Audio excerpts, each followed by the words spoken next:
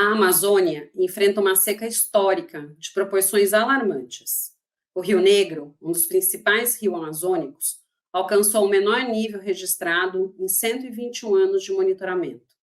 Entre os problemas trazidos pela mudança climática global, temos a redução das chuvas na região, o esgotamento dos rios e o desaparecimento dos igarapés. Para entendermos melhor sobre este assunto, recebemos hoje Neluce Soares, coordenadora executiva do Lira IP.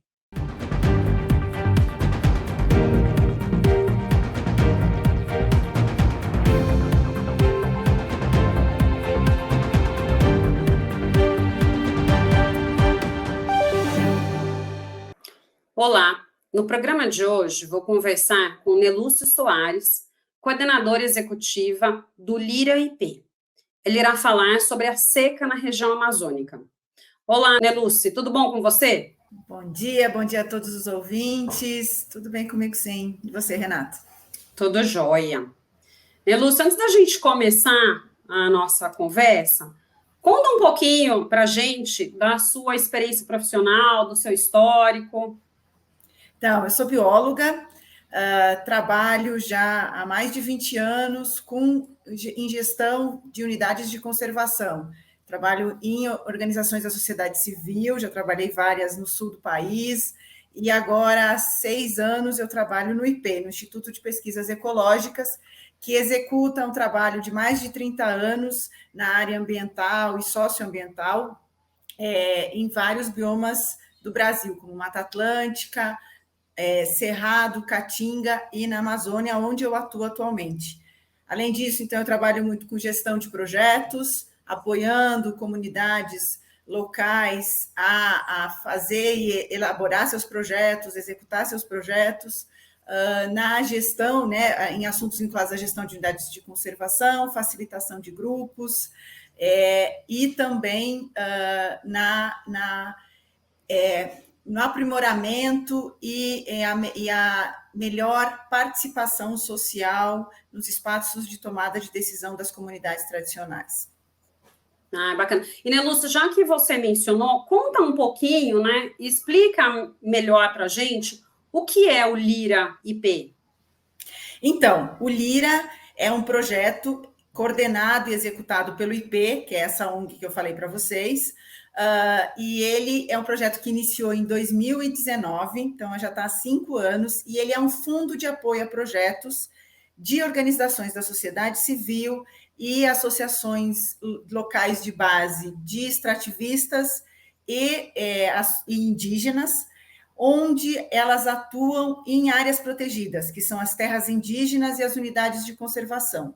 E esses projetos apoiados, eles têm um papel de fortalecer as unidades de conservação, consolidar para que elas cumpram o seu papel na diminuição do desmatamento e apoiando também e fortalecendo as culturas, as tradições e a economia da floresta, para que, tendo esses territórios, né, esses territórios sendo polos de desenvolvimento regional e territorial e trazendo uma outra possibilidade de desenvolvimento, mantendo a floresta em pé e valorizando a cultura dos povos e comunidades tradicionais.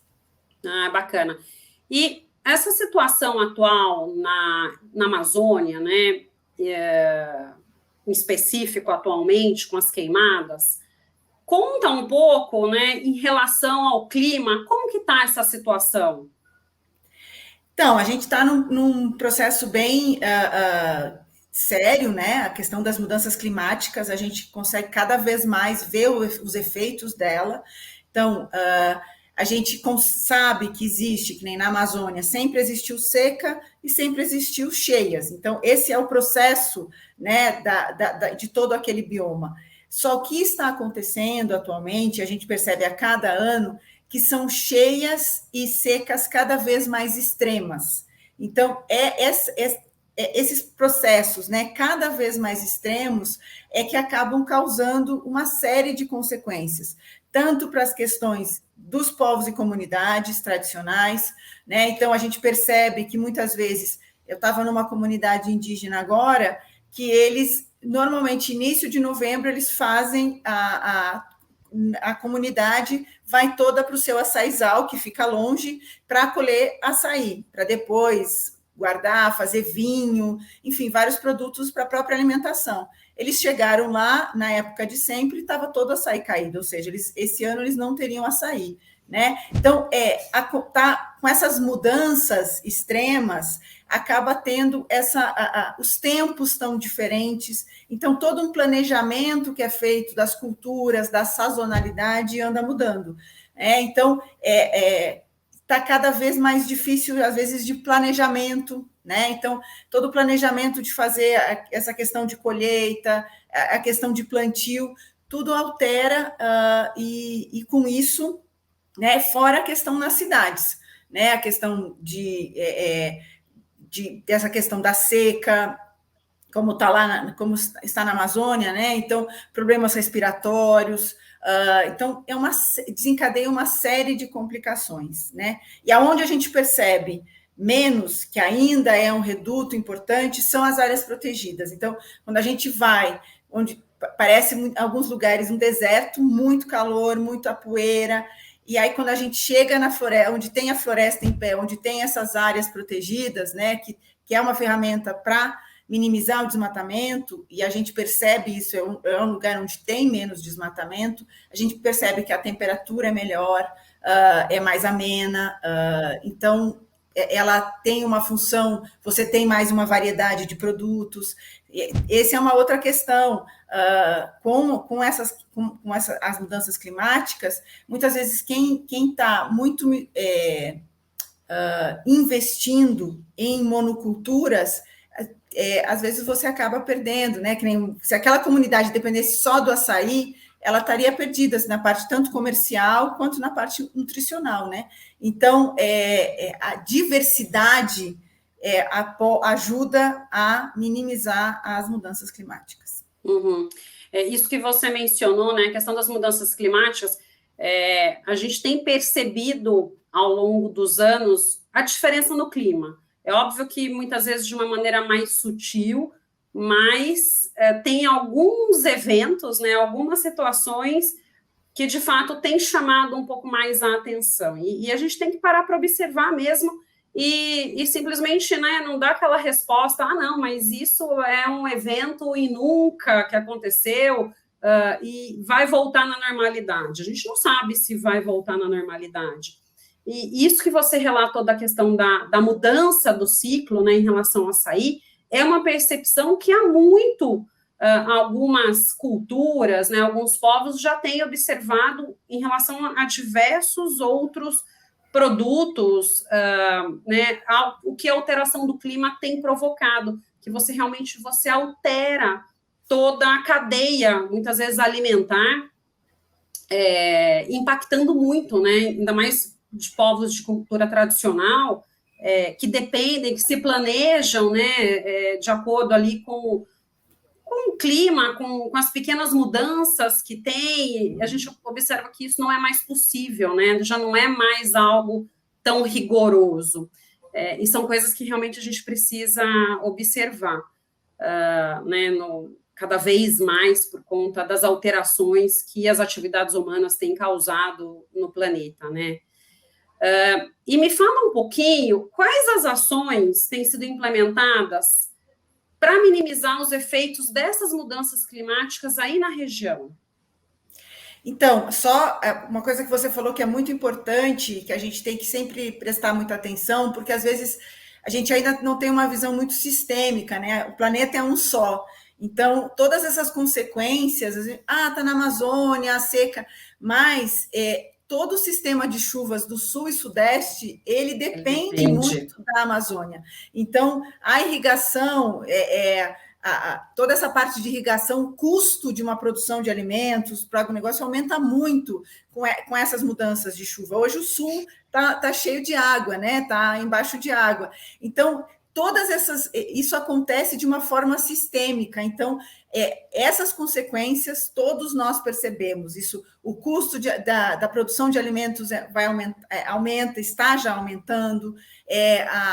Toda essa parte. Então, tem lá nos povos e nas comunidades, tem essas consequências, mas também eles percebem mais, até porque eles observam mais a natureza. Observam mais, mais dependentes dessa natureza. E a gente, como está mais na cidade, a gente às vezes maqueia essas mudanças, mas ela acontece e são sérias, né?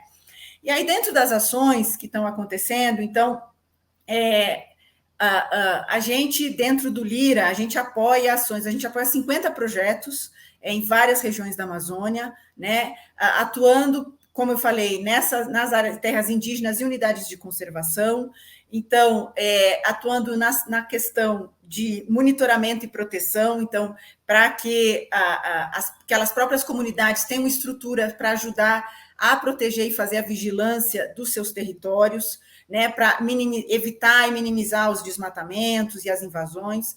A gente também apoia a questão de gestão, fortalecimento dessas organizações, dessas associações, para que elas consigam ter mais autonomia, estar nos espaços de tomada de decisão, para que sejam consideradas, para que decisões sejam consideradas, que eles sejam considerados nessas decisões de política, regulamentação, e muito forte nessa questão de cadeias. Então, na estruturação, na parte mais inicial da cadeia, nessa parte de produção. Então, apoiando a que eles tenham essa questão da diversidade de culturas, né, os sistemas agroflorestais, outras culturas que nem a gente apoia, aquelas que comecem a produção de cacau junto com a de castanha, para que desenvolva a economia da floresta e não dependa de um único produto, né?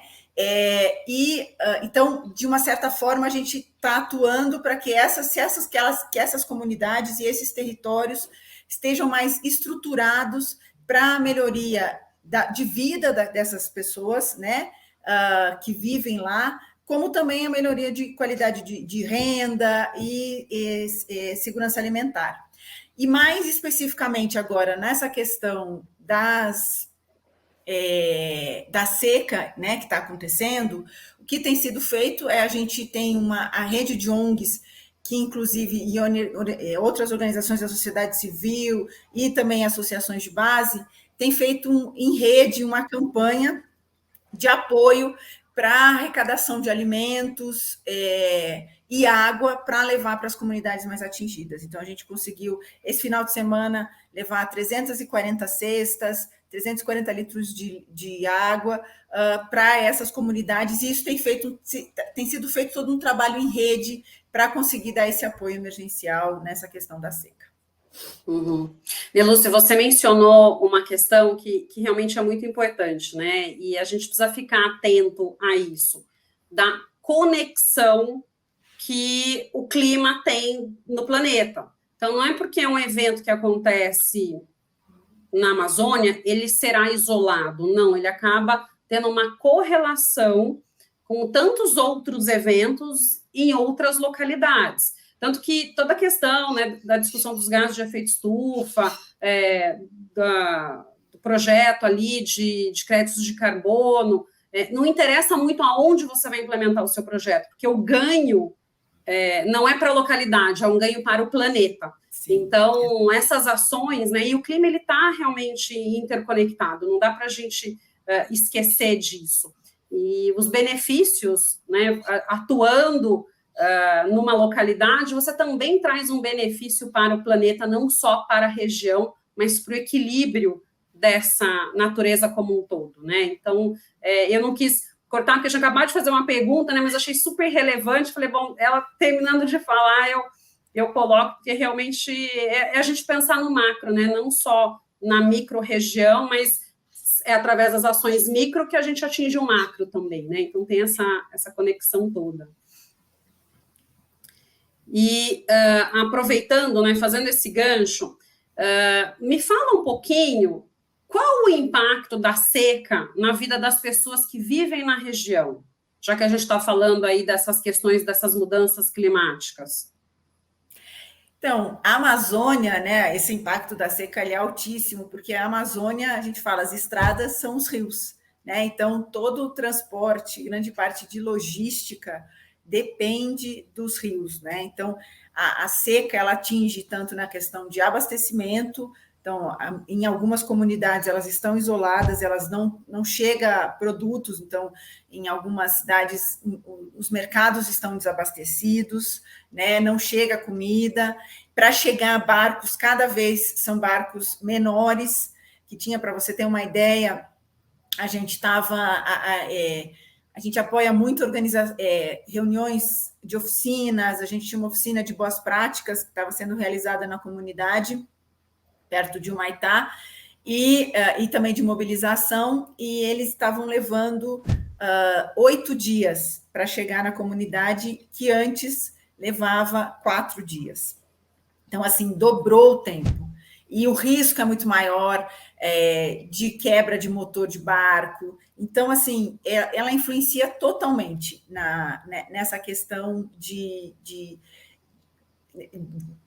nessa questão de prejuízo, né, para essas comunidades. Então, o custo, o projeto, eles fizeram um orçamento para realizar as ações do projeto, e agora só a gasolina já dobrou da possibilidade, né, do preço. Então, tudo altera em relação a isso. Então, a gente, como fundos de investimento, a gente precisa pensar cada vez mais. Isso é algo que a gente tem discutido muito, para que a gente consiga começar, que a gente comece a pensar cada vez mais nesses riscos, né? Não é que comece a pensar, na verdade, é considerar essas mudanças climáticas e os riscos que elas traem na questão dos projetos. Então, não adianta a gente ter rigoroso, a gente precisa pensar em métodos de remanejamento, de ampliação, porque não é porque está mal executado um projeto, não, é porque realmente precisa, né, a pensar em políticas de subsídio, assim como o agronegócio tem as suas políticas de subsídio, as economias da floresta também terem subsídio do governo para quando tiver uma perda, como essa que eu contei do açaí, teve outra do cacau, a produção, eles começaram toda uma produção, tiveram uma primeira com mais de 40 toneladas, e agora, no segundo ano, não teve nada, porque teve a seca, aí encheu, aí quando estava florando, encheu de novo. Então, todas essas mudanças que estão acontecendo, que não são possíveis de prever, então a gente precisa considerar para que essas culturas, né, a gente consiga cada vez mais mostrar que é a importância dessa economia da floresta, desses produtos da sociobiodiversidade, porque mantém a cultura, mantém a floresta em pé, né? E é uma outra forma de economia com sustentabilidade. Uhum. Não, perfeito. E por trás de tudo isso, sempre tem uma discussão muito grande, e as pessoas até entendem que é impossível conciliar, né? E daí eu queria te perguntar: é possível unir a sustentabilidade financeira com a preservação ambiental? É possível, é nisso que a gente acredita e vem apoiando. Então, cada vez mais, isso já vem acontecendo vários processos. O Fundo Amazônia é um fundo que apoia muito nesse sentido, de reduzir o desmatamento, né? E também fazer o desenvolvimento da floresta, você conseguir fazer com sustentabilidade, mas ele ainda precisa de incentivo.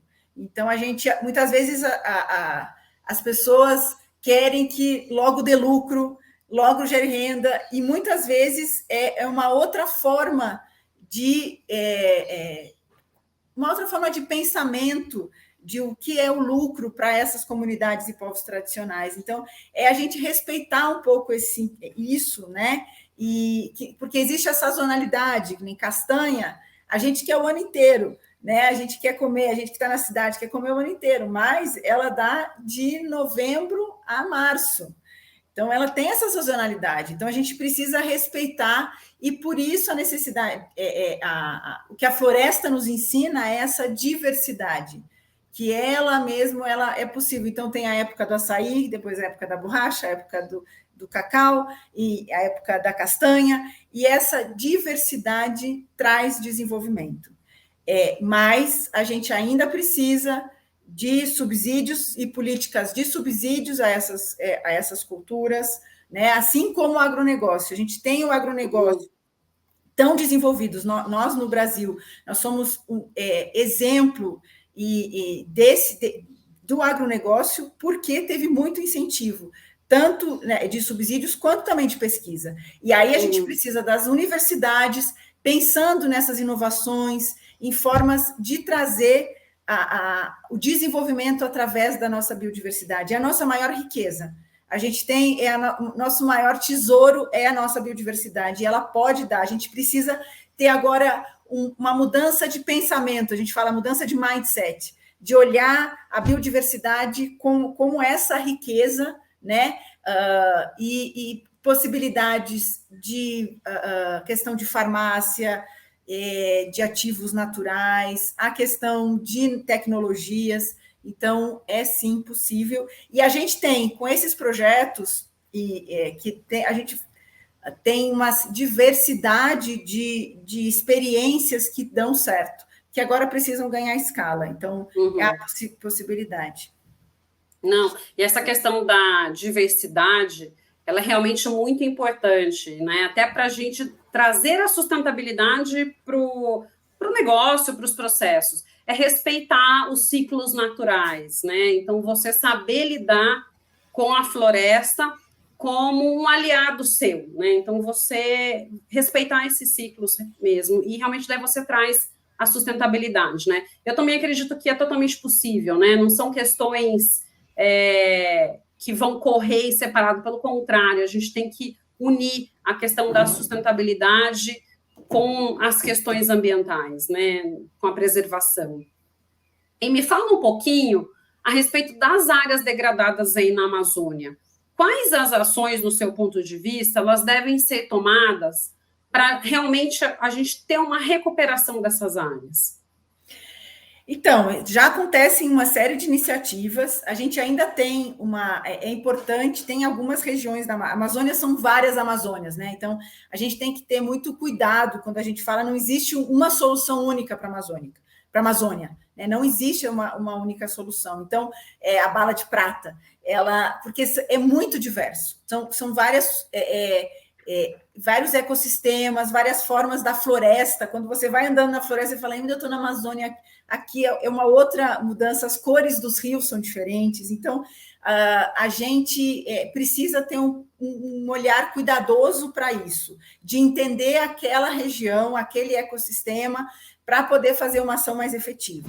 Então, existem regiões da Amazônia que há uma necessidade muito grande de recuperação dessas áreas degradadas, né? Principalmente de pastos, e está sendo feito, e uma das alternativas que tem sido feita bastante, principalmente em áreas onde tem as comunidades, é a criação de sistemas agroflorestais. Então, é o plantio de floresta junto com culturas de roçado, para que as comunidades ali tem uma variedade de frutas, de árvores, né, do sombreamento, e aí a produção de mandioca, café, cacau sombreado, que dá uma outra qualidade do produto também.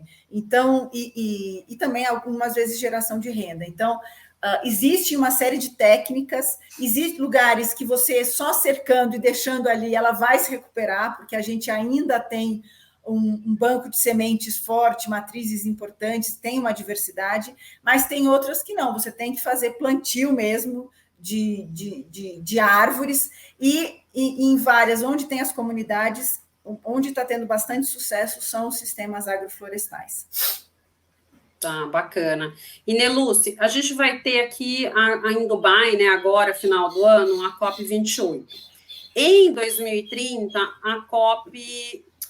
em 2025, né, a COP30 vai ser realizada em Belém. No seu ponto de vista, né, o fato da gente trazer a COP para Belém vai trazer uma maior visibilidade para estes desafios, né, que a gente tem conversado aqui na região, e assim também trazer maiores investimentos em soluções para a conservação aí da região?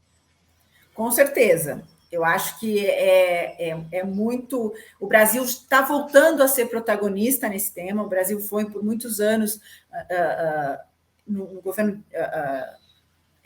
passado, que a gente perdeu um pouco isso, mas agora a gente está voltando a ser esse protagonista, então a trazer a possibilidade desse desenvolvimento sustentável, né, com essa sustentabilidade, mantendo a floresta em pé. Então a gente tem uma série de experiências e estando na nossa casa, com certeza a gente tem mais visibilidade, né? E os grupos estão se organizando, então a gente está tendo vários eventos onde a gente está sempre pensando, os movimentos sociais estão se organizando, as organizações da sociedade civil, o próprio governo também tem se organizado para que a gente seja muito estratégico nessa escolha, né? Nessa visibilidade, no que mostrar, de trazer soluções. A gente ainda, o que a gente precisa muito é começar a pensar em soluções. A gente muitas vezes fica muito no, tem um problema, é o desafio, a dificuldade.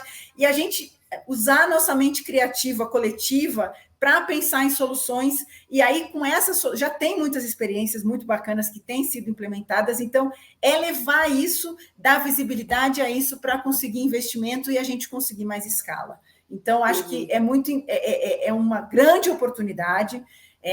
Eu acho que todos os atores envolvidos na questão socioambiental, né, movimentos sociais, movimentos de base, organizações da sociedade civil, governo, estão se organizando para isso, né, porque realmente a gente vai conseguir aí mostrar muita coisa bacana que está sendo feita e também as possibilidades de um investimento mais efetivo, porque muitas vezes existe investimento, só que é muito difícil para que as associações tenham acesso, né? A gente tem um fundo, que é um fundo Lira, específico para associações locais e de base, e a gente trabalha nesse recurso para que eles tenham essa experienciem executar o projeto, eles fazerem a gestão financeira de um projeto, e com isso, porque muitas vezes eles não têm essa experiência, então às vezes chega um dinheiro que eles não conseguem acessar,